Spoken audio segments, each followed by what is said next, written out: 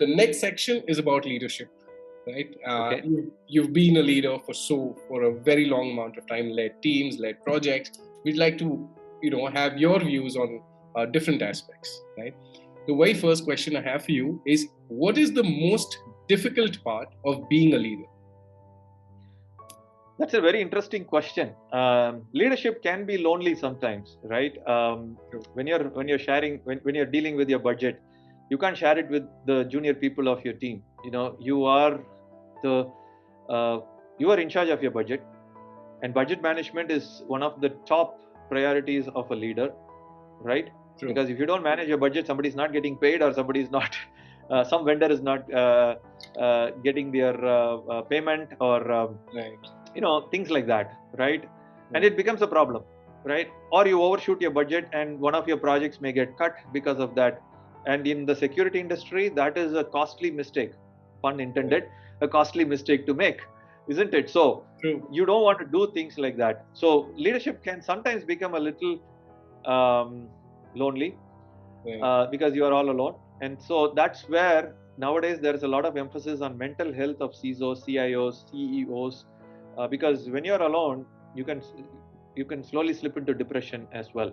So that is something that you have to be always aware of, and make sure you don't slip into that dangerous area, right? So that is something I would say. So how do you mitigate that? As a CISO, you are a risk manager all the time, and that is where your CISO forums, your networks always come into the picture. And today, in the world of WhatsApp groups and LinkedIn and various other forums we have, even during the pandemic, these forums were active, and we were able to exchange ideas.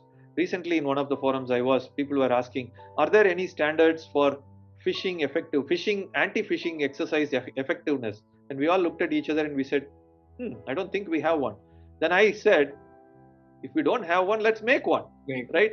And so, that person who asked the question, I knew they were all alone dealing with it. But when I said, let's make one, the person got very excited. I said, I would love to work with you, Patrick. So there you go, right? You form that network, which can be your, supporting relationship, I would say. Absolutely. Yeah, it's a fresh way. I mean, you get access to so many people, new ideas, new thoughts. Yeah, life would become a lot simpler and Absolutely. happier, I suppose. True. Now, what is the one mistake you witness leaders making more frequently than others? The one mistake that people make, leaders make, is not focusing on people. All right, your profit will come, your customers are going to be there, but as Richard Branson says, if you take care of your employees will take care of your customers. The moment you take your focus off your employees and you start looking at what will my shareholders think, what will my investors think, what will the forecast be, what will my quarterly earnings statement look like, the moment you start focusing on money, you are down. You are going to be going down, downhill. The moment you stop focusing on people, you are not a leader. Let me put it that way. Leadership is leading people. True. Okay, and organizations are not the buildings; it's the people who are working there. So focus on people. You will be a great leader. Absolutely, very well said, Patrick. Now, how do you encourage creative thinking within your organization? There are a lot of creative thinking, design thinking workshops. Again, it's awareness, right? So you put. I was just giving you an example of, there was no standard, so let us create a standard, and that becomes a creative, idea. Absolutely. None of us know what we are getting into, but we have to create something, right? True. Being innovative, being creative is becoming the norm. Those days when we were in school, teachers told us, okay, don't think like that. Just do what the book says, right? Just do what you are supposed to do to get marks in the exams. But today, things have changed. My children, the teachers are saying, think outside the box. How will you do this differently? True. Right? How will you do this differently? And that is a great question to ask when you are thinking about being creative. And I'm sure there are multiple answers for the same question, right? Multiple solutions for the same problem. Absolutely. And there is no one right solution or right answer, right? So always explore all the options before you arrive at a solution. So that is where the creative thinking has to flow, actually. So this is how you have do to be, it. so as a leader, you have to be the enabler, is what you're saying. Absolutely. You have to be the role model. You have to encourage, motivate, inspire people to do that, basically. Yeah. Absolutely. Very well said. So, Patrick, what is your secret sauce? Secret sauce.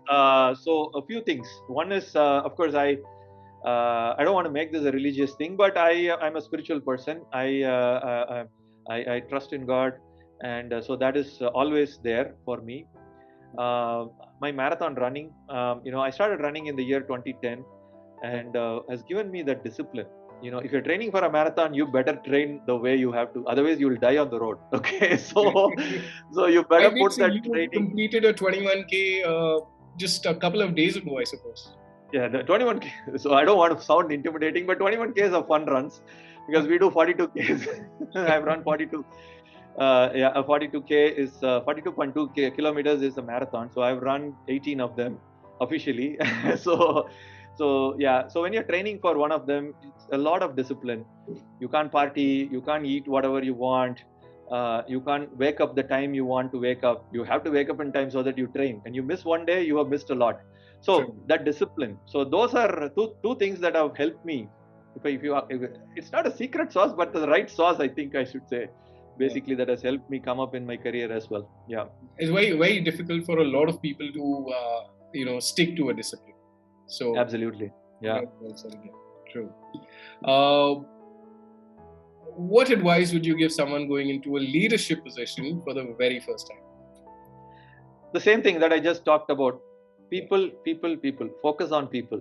You are becoming a leader of people. Okay. The moment you start focusing on people, everything else falls into place. Technology will certainly fall into place. Profits will come. I've seen this. Right. If you don't do it, you will always be all over the place. Okay. Stay humble. Let not your ego take over. I've seen that a lot of young leaders suddenly think they are the kings of the world. Yeah, you may be, but stay humble. Humility is always desired rather than an ego-centered person, right? Servant leadership. Be serving rather than being served. Okay. Right. Be serving rather than being served. Okay. This is very important in terms of being a leader. So put that servant leadership into practice. And also, last but not the least, be a transformational leader. Right? Leadership is a journey.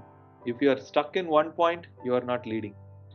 You have to keep moving. That's where the roadmap and all comes into the picture. You put a roadmap, you put your vision and keep moving. It's a journey. Don't get stuck. So be a transformational leader. So these are 4 points I would say for any new leader who is taking up leadership. Very wonderfully put, Patrick. Thank you for sharing about this. Great. The next section is all about you. I mean, of course, the whole interview has been all about you and your opinions, but this is more personal to you. This is, of course, a rapid fire round. So I shoot a question at you and I'm looking at quick answers, short answers. Sure. Great. So, Patrick, one thing you love about your job?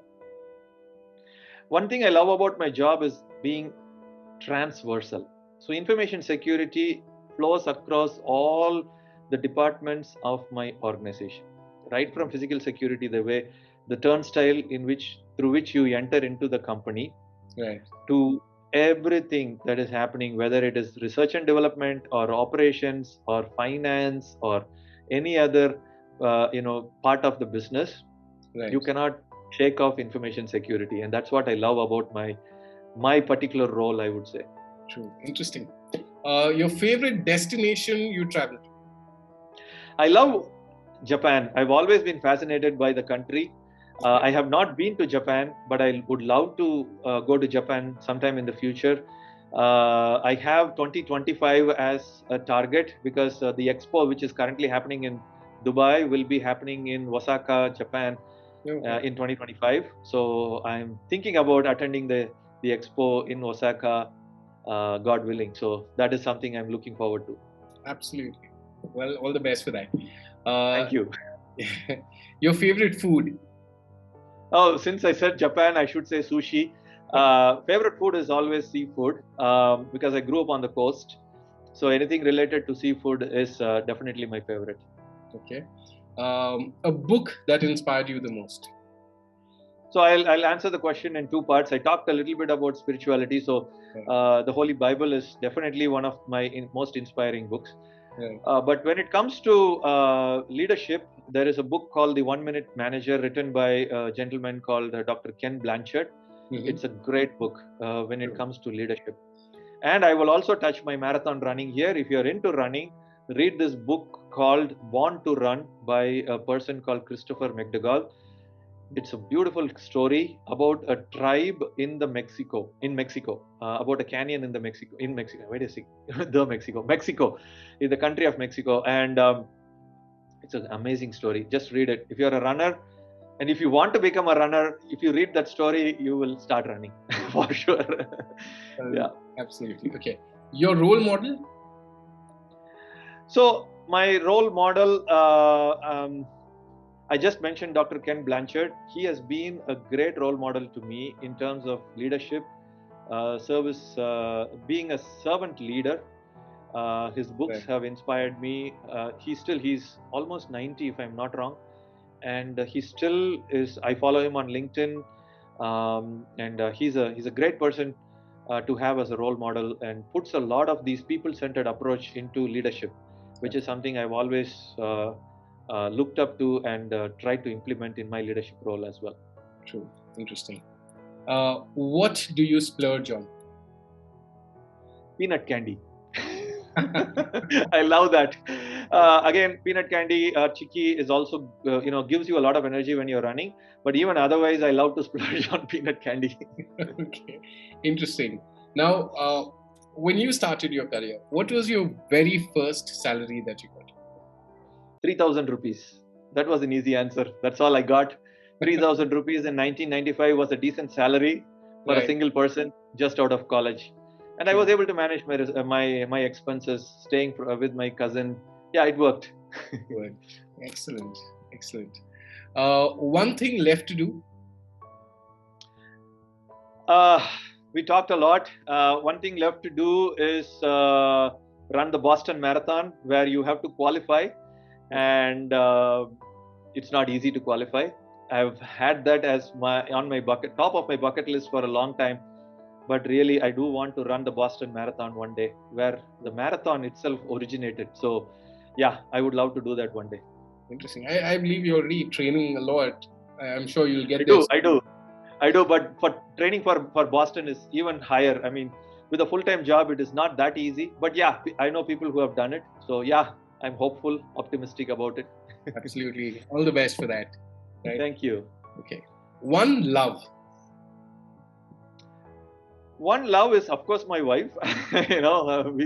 I can't say anything other than that.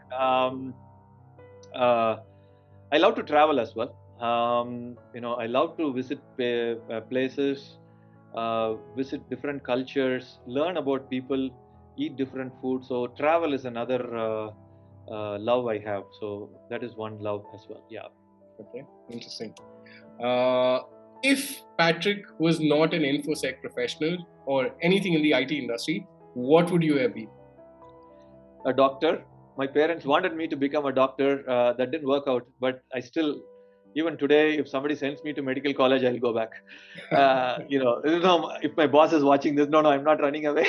But well, your boss knows that that trainer. Yeah. True. Interesting. All right. The next section is I give you two choices and you select one. Mm-hmm. Okay. Now, between Twitter, Instagram. Twitter. Okay. LinkedIn or Facebook? LinkedIn. Cricket or football? Football. Physics or chemistry? Chemistry. Okay. Movies or music? Movies. Weights or cardio? Cardio. I know the answer.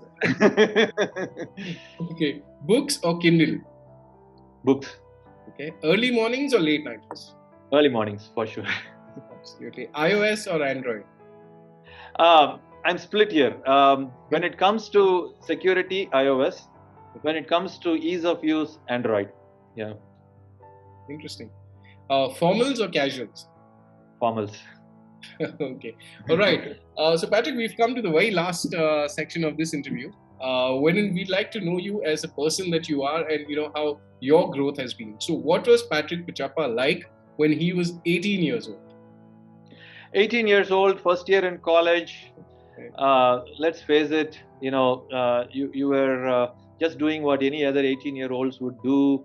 Having no real clear picture of what you're going to be. Of course, very interested in the opposite gender. Yeah, let's face it, we are all humans, right? So that's what I was as an 18-year-old. First year in college, enjoying first time out of home, being in hostel and all that. Yeah. Okay. And by the time you got to 25? 25 is an interesting age because that is the year I got engaged to my wife. Okay. And also I got my H1B. Okay, so the year I traveled to the United States, so it was very special. First time out of India, first time in a foreign land, first time learning to do things on your own. Yeah, and culture shock.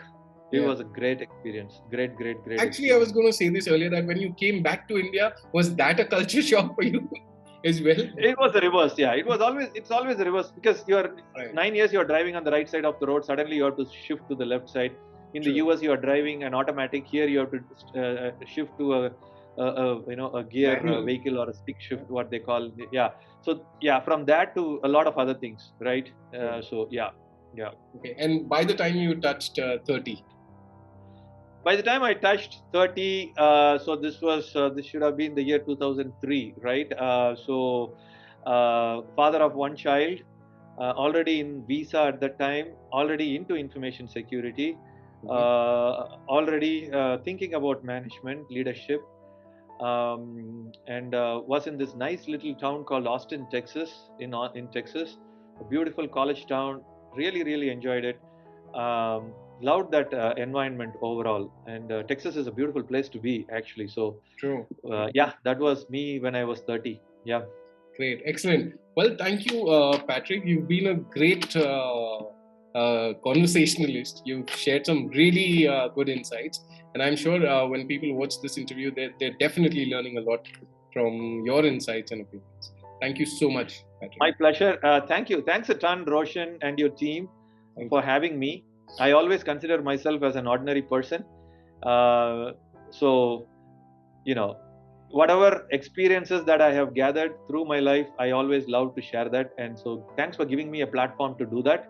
And hopefully, we will talk again soon. So, thank Absolutely. you and wish you all the best with all that you are doing. Thank you so Thank you much. so much, Patrick. Thank you.